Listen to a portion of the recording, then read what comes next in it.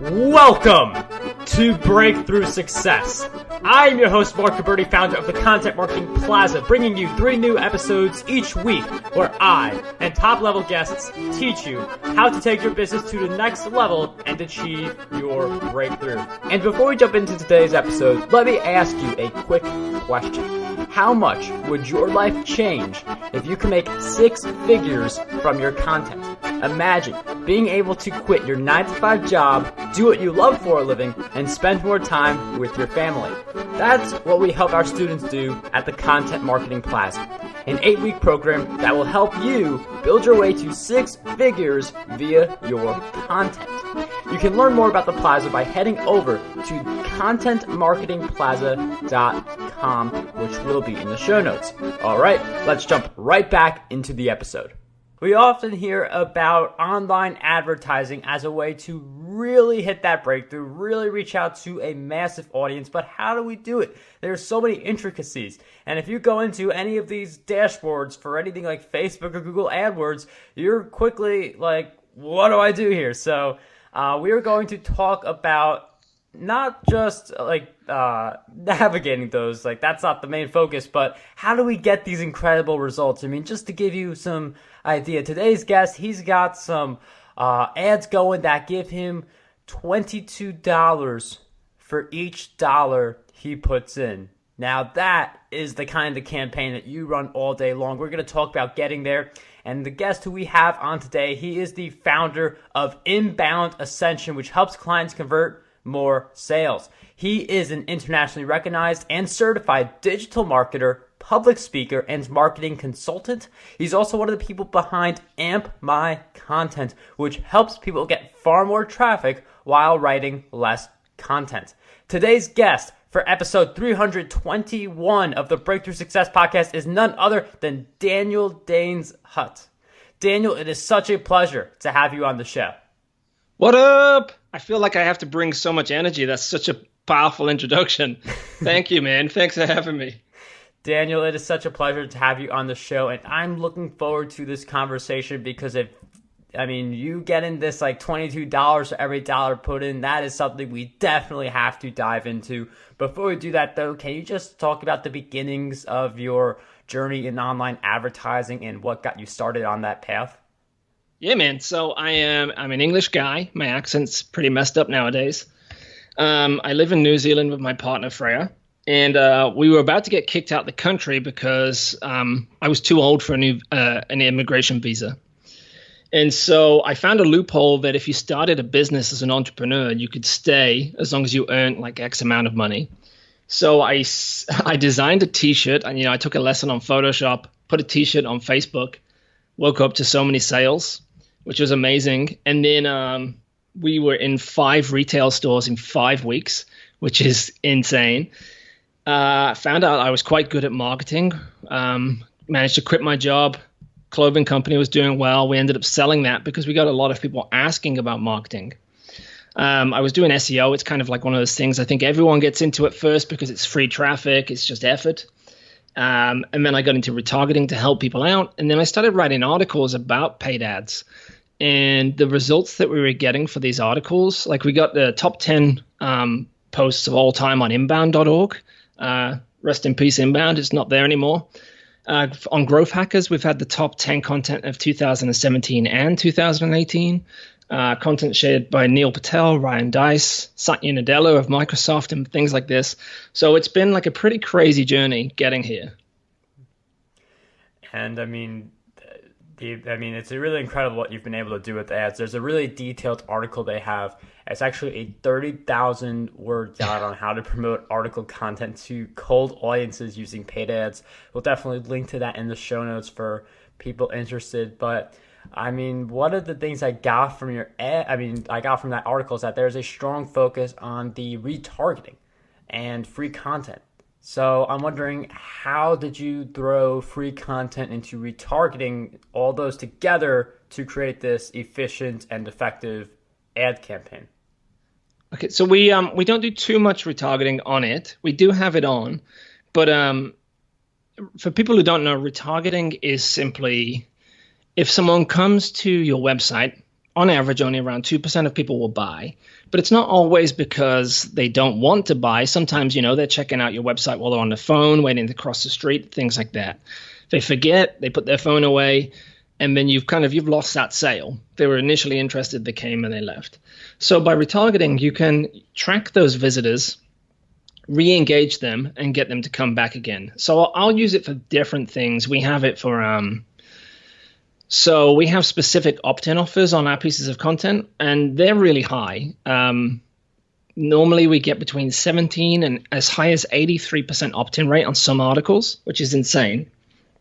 But what we'll do is we'll also retarget those people who don't opt in for the same offer. And you'll be surprised, you'll get like 10%, 20% more people come back who didn't opt in the first time to then come back and opt into your content.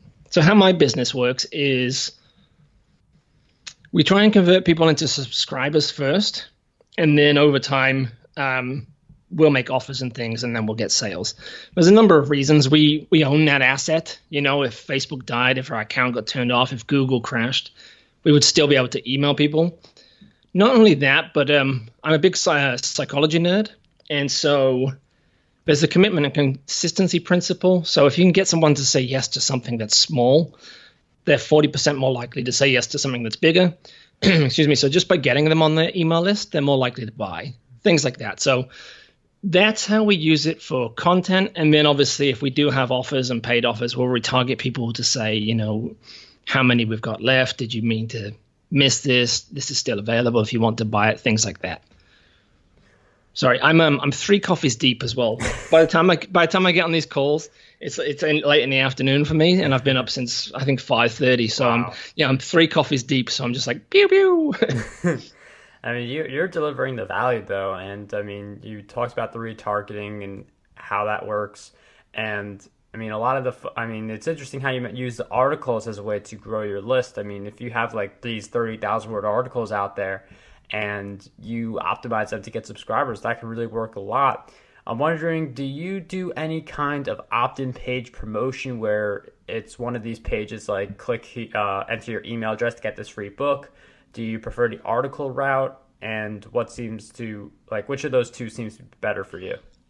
So we will always have some kind of upgrade on a piece of content, a lead magnet or something like that.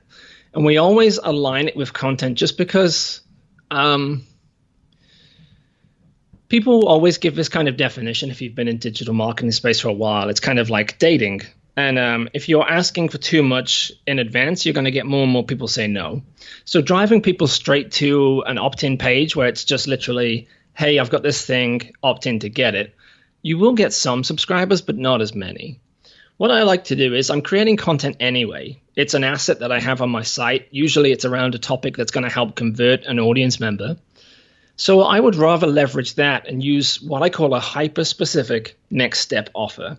So each article has a kind of a unique lead magnet that's just for that article and nowhere else. And it's designed to be the next logical step that someone wants to take. For example, I have one article talks about email capture, and in the article it breaks it all down, all the images and everything. But if you want, you can opt in and you can get 5 videos that are like 2 minutes long that there's no pitch. It literally just goes, hey, go into your email provider. Here's how you set this up. Here's how you set this up. And so it makes sense because it's the next logical thing that people want after reading the post. Because of that, it's got like a 20-25% opt-in rate. So it means that my content is more effective. I am more likely to get a higher opt-in because I'm not just asking for it straight away. The content's delivering all this value. And also because I'm using social channels or organic channels to push people to that content, they are more likely to convert. And it also works better with ads and things because these ad channels want people to have a good experience. And if you're just pushing them to a page that they bounce off of immediately because it's just like a cold offer, then it's not a good experience and your price is going to go up and they're going to show it less. Whereas when you're pushing them to content, it's a good experience. They measure time on page and things like that. And so our email opt-ins right now cost us 53 cents. Wow. So, yeah. And that's New Zealand, actually. So that's about 30 cents US. That's what I was going to ask. I wanted to ask.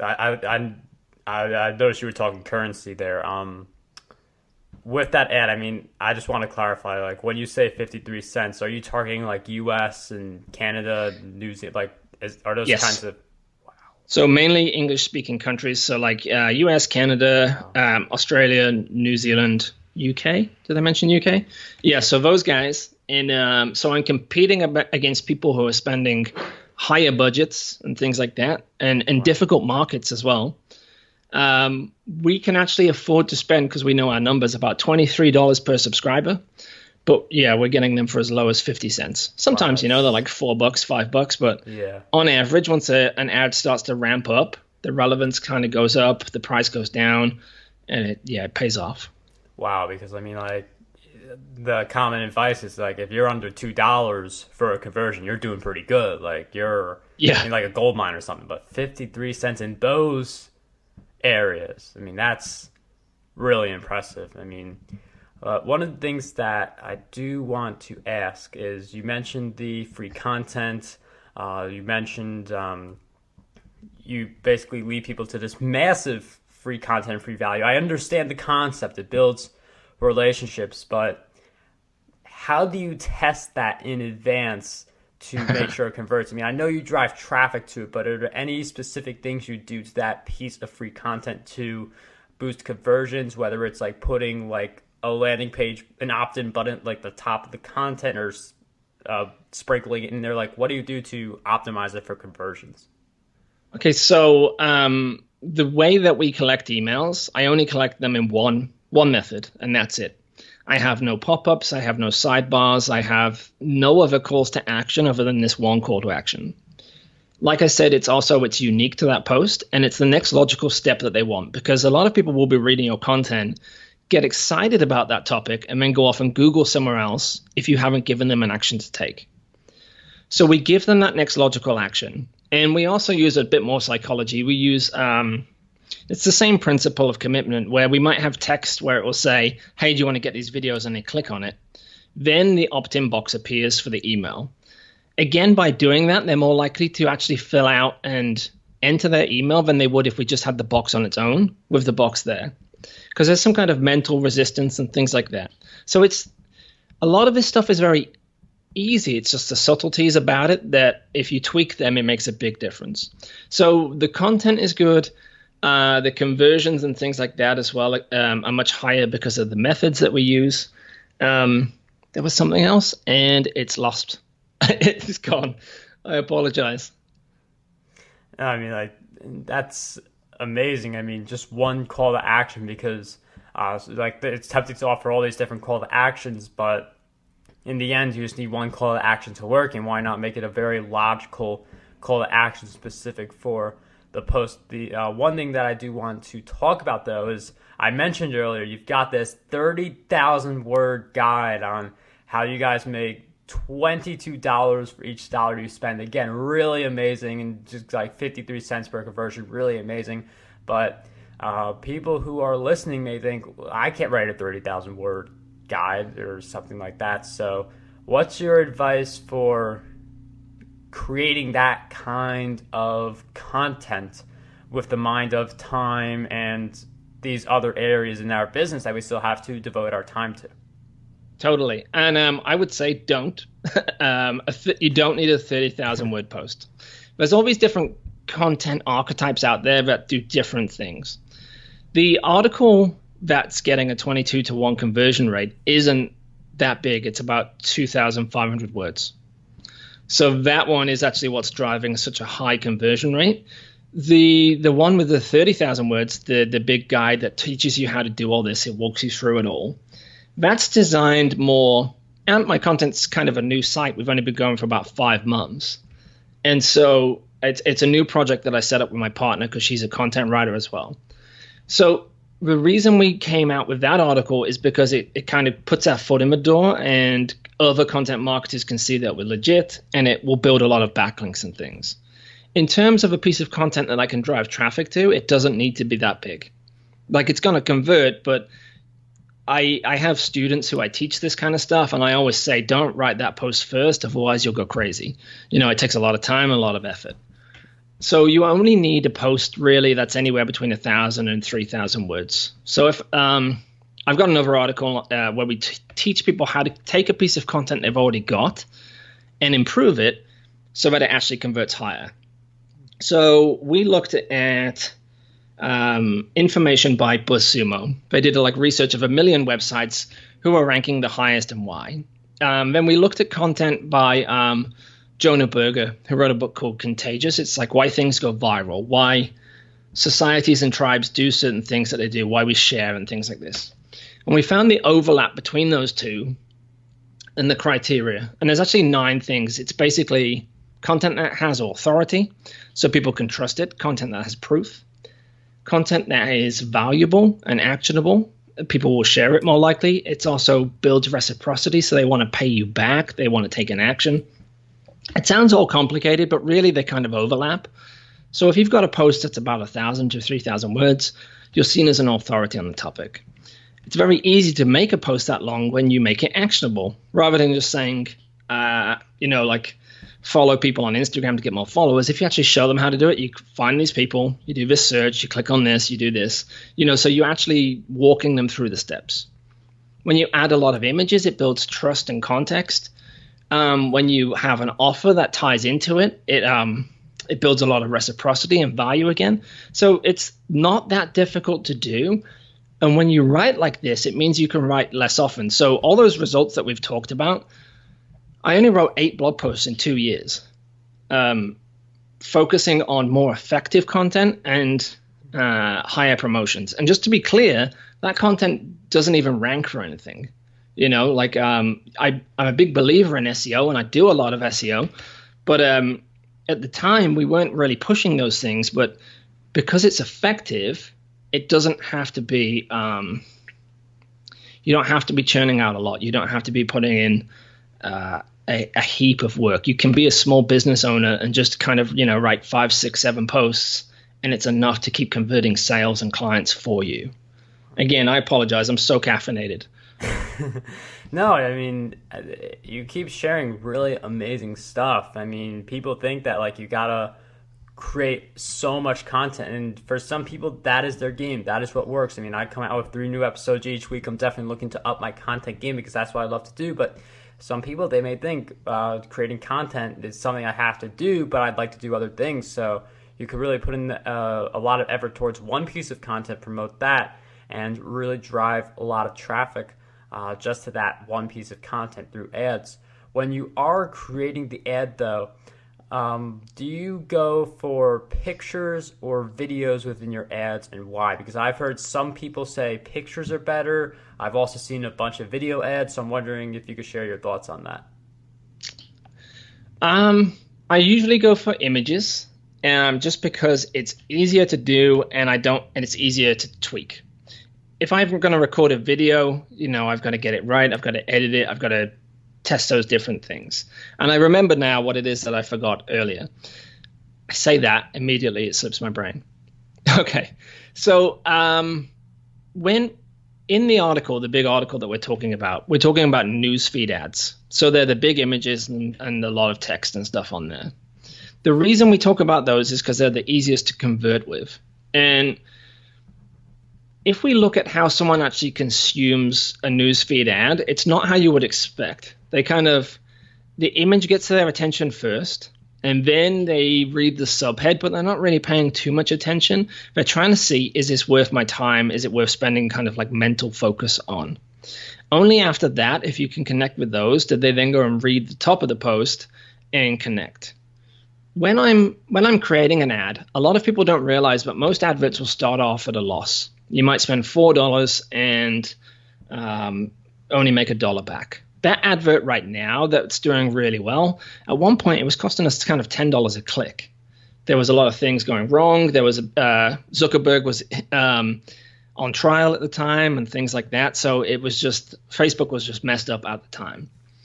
Soon after that, it was $4 a click and things like that. And eventually it got to $1 and $1 back. And now it's kind of $1 and $22 back. So you have to be prepared to understand that it starts at a loss, but it's for a sequence of testing. by testing those different elements, you can then get to an ad that's more high performing. If you were using a video, you would have to tweak so many things. So for example, I will run an ad and I'll just test 4 different images and everything else is the same. And what I'm trying to do is I'm trying to find the image that gets the most clicks at first. Then I'll remove the rest and I'll keep the winning image and I'll test a headline. And once I find a headline that gets the most clicks, I'll then test the next thing.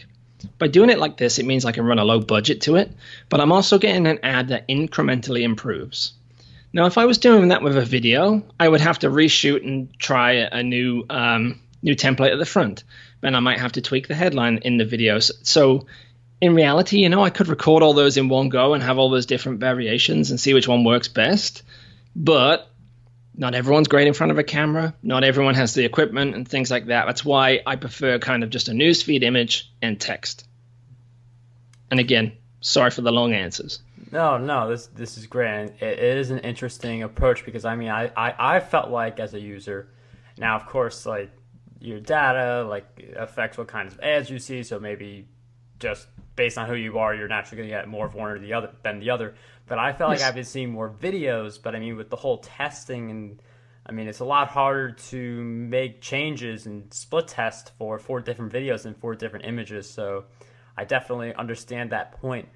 I'm wondering if you could share with us what you do for setting up the campaign to decide who to reach out to and how you do that proper targeting.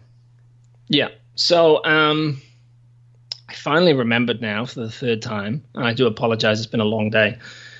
I'll do a lot of customer research before I write the ad, but I'll even do it before I write the article. I will kind of do Skype interviews or one-on-one interviews with people who are very cold, people who are aware of the problem, people who have already solved the problem. By doing that, our job as marketers really is to connect the dots between someone who has an issue and the solution and help them get to that point. By interviewing people at different stages, it helps me to find the language and the emotions and things like that to write the ad, but also to write the content. So that it makes it easier to actually set up, but it also helps it easier to then actually do the targeting for the ad, because then I can say, okay, well, this is the ideal person, and I want them to have this, this, and this. So when I'm testing an advert to get it to when I'm doing the focus groups and stuff to find which variations get the most clicks, what I will do is I will create a small group of about 1,000 to 10,000 people who are the ideal person for that article.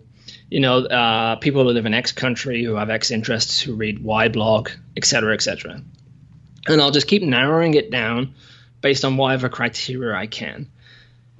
The more specific you get, the more it costs to show your ads.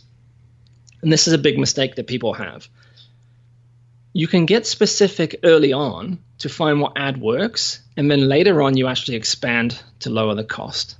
And I'll explain what I mean. So I'll create this tight focus group, kind of like have you ever seen Mad Men, the TV show? Yes.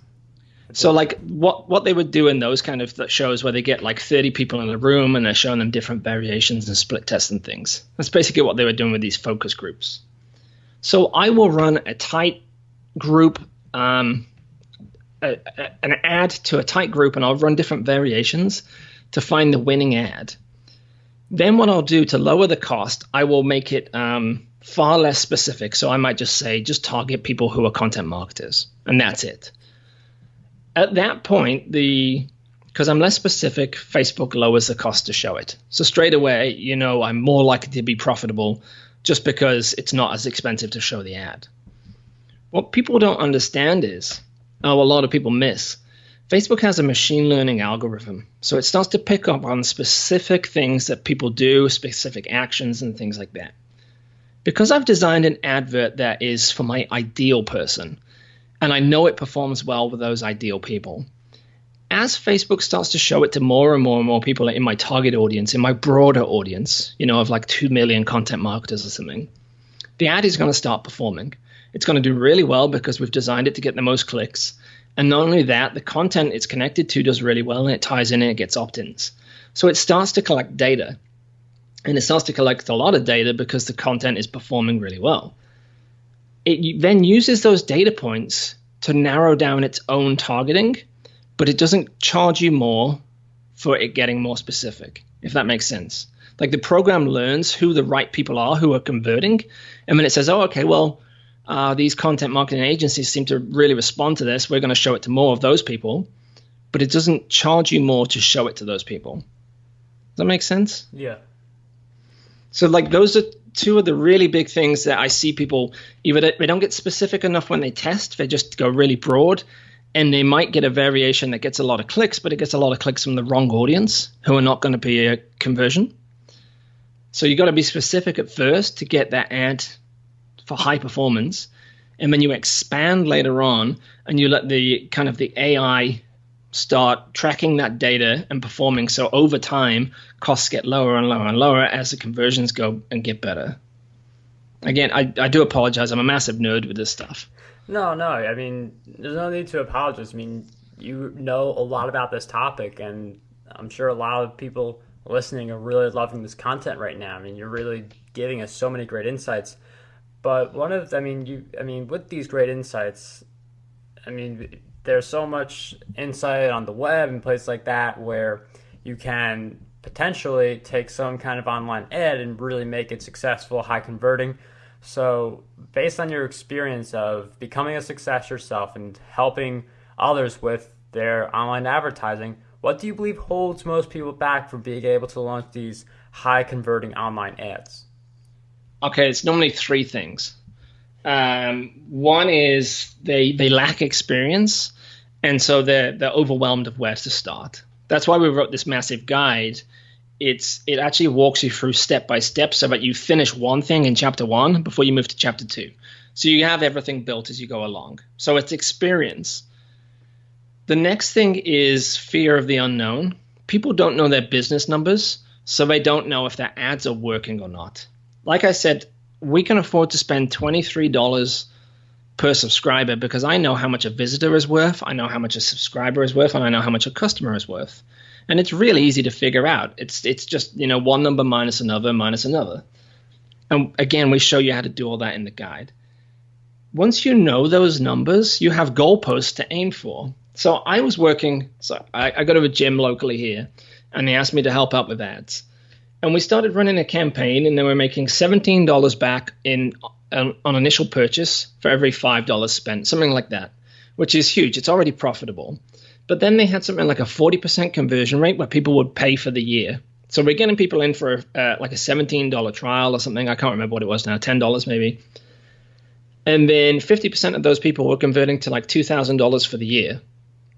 But they stopped running the ads because they didn't think they were making money, because they weren't measuring properly how they were converting and things like that. So that's another major issue is, getting into it, figuring out how much you can spend, because people will just stop ads that are running that are converting really well because, they're worried that they're wasting money, But if you know your numbers, you can sleep well at night. And then the last thing is understanding that they do take time to get to a point where they are profitable. So for example, I convert something like 2 out of every 100 leads into a sale. If I ran an advert and I only got 30 leads and I didn't get a sale, it makes total sense that I didn't, because I know on average I need to get 100 or so, And so people stop ads too soon. So those are the three major areas, fear of the unknown, not knowing the numbers, so they don't know if their ads are working or not, and then not starting out and understanding that you will lose money at first to get to a point where you can figure out what a winning ad is for your business. Daniel, those are some really interesting points for why people aren't launching these successful ads. I feel like the overwhelm really affects a lot of people. And then you have just really knowing your numbers, because the numbers don't lie, but if you don't know the numbers, you don't know what to look for. You don't know what's a good conversion rate or what's a bad conversion rate or how much you can spend. Just listening to you in this episode, you've got all of your numbers down, and it's no wonder with all those numbers down that your ads are converting really well. Knowing your numbers, that's just one good habit to have, staying alert on what those are. But I'm wondering if you could share with us some of the other habits that you would consider essential for your success. Okay, you got to exercise. Stress is like a massive thing in business, and we're all susceptible to it. So I find having specific habits, kind of I ride my bike to work every day to the office. That helps me not be as stressed and make decisions that are incorrect, if that makes sense. And I know that's kind of like one of those things that people wouldn't really think of. And then you had James Clear on the show. I remember listening to his episode. He's got a great book called Atomic Habits. And he talks about goal tracking as well. A lot of these things are long term. So say we're setting up an advert. I'll tell everyone as well on the call, you don't need to get started and spend a fortune right away. A lot of people are scared of ads, and then they decide to commit, and they spend their entire budget in one day. You can get started for about $5 a day, and that's what I recommend. But because of that, it's like a long-term goal, and people are really bad at doing things for the future version of themselves. We do things for ourselves today, for like immediate pleasure, or like we eat bad and things, and we don't think about the effect that it has. Well, a lot of stuff in business is like that. So I'm doing outreach right now for this blog post because we're still building links, even though it's got paid ads that are working. I've got, I think, around 65 sites that are linking to this now, which is huge. It's for another case study. But Google's only showing 6. So it's only showing 6 websites linking to us. So even though I've got all those links and we should be ranking number 1, it's going to take a couple of months for Google to even notice those links. And then it's going to take a couple of months for my traffic to notice it. But I know for a fact that's going to be worth thousands of dollars and thousands of visitors and things like this. So when it comes to these like long-term goals, you have to break it down into systems instead. So what I do is, for example, as long as I do outreach and I send 8 outreach emails a day, I know that we will hit our goal over time. So you start to measure those things. You've got to break it down from the goal to the system so that you can just come in. Because if I was just looking at traffic, I either have the traffic or I don't. So for 99% of the time, I'm going to be sad that I don't have that traffic. Whereas if I just sit there and say, hey, did I send my 8 emails today? Because if so, today is a success. And so I just keep coming in each day and I keep sending those emails, and that's all I need to do. So I hope that, the biggest things, I know a lot of people talk about like specific areas of business. They might say, oh, you should run messenger ads and stuff like that. In reality, when it comes down to it, it's finding specific habits to make your work easier. Those are some really interesting insights. I like the exercising every day. That's very valuable. I also like the 8 outreach emails each day. And I'd like to do a lot of outreach. But, to set a daily goal like 8, and, the level of detail you go in your outreach emails, I noticed because the email you used to reach out to me. But it's really incredible to have that kind of a goal. And it's no wonder you're able to get that article linked on a lot of places, such as Breakthrough Success. The link will be in the show notes, markberty.com/E321. But it's, if you do that, 8 outreach emails per day, that can make a big difference for your business. Another big difference, reading books, learning. It's a great habit to develop. I know we've already hit on Contagious and Atomic Habits. I'm wondering, though, if you could share with us one more book that you believe would have a positive impact on us. Okay, so I'm looking at it right now, and it's facing me on my bookshelf on purpose because it's a reminder when things get stressful. It's a book by Ryan Holiday, and it's about Stoicism, which is I can't think of the word now. It's a system of philosophy to help you be kind of emotionally controlled and things like that. And the book is called The Obstacle is the Way. And I also have another book of his called Ego is the Enemy. They're right next to each other. And it's just specific lessons to help you deal with certain struggles so you can remove emotional components so that you can actually succeed. Daniel, thank you for sharing those great books with us. Ryan Holiday fan here as well. So those will be in the show notes. Again, markberty.com/E321. And in case I wasn't clear earlier from my little jarble there. But with all these great books, with all these great insights you've given us, the last question that I want to hear your insights on is, what is one question that you believe we need to be asking ourselves more often? I think I was listening to another episode of yours. It was a HubSpot one where they were saying they're more customer focused. And so one big thing for me is empathy. I'm very empathetic. And so I always ask, not what's in it for me, but what's in it for them. Because if you approach that with your outreach emails, you'll get more success. If you think about it when you're writing content, it'll resonate more. If you think about it when you're writing ads, you'll get more clicks. So try and think about the person that you are connecting with, what is in it for them, so that you can make it more effective and just so you can do better in business.